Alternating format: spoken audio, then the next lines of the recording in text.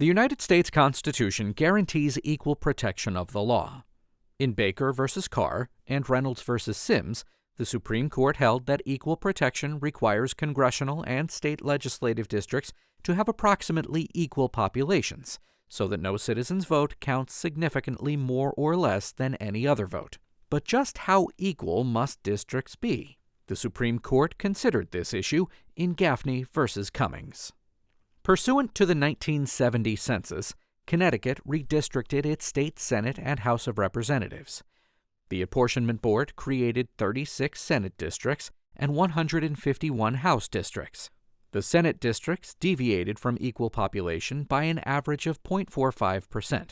The largest district was 0.88% larger than average, and the smallest district was 0.93% smaller than average, a deviation range of 1.8%. The House districts deviated even more. The average deviation was 1.9%, with the largest and smallest district each deviating by 3.9%, a range of 7.8%. The board created deviating districts for two reasons.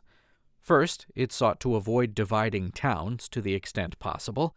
Towns, rather than counties, are the unit of local government in Connecticut.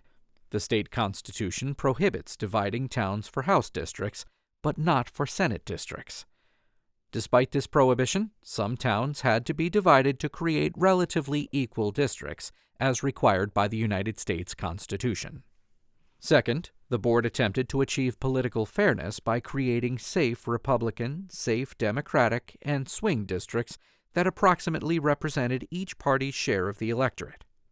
Theodore Cummings, a Democratic Party politician, sued J. Bryan Gaffney, the chairman of the state Republican Party, and others, challenging the redistricting plan.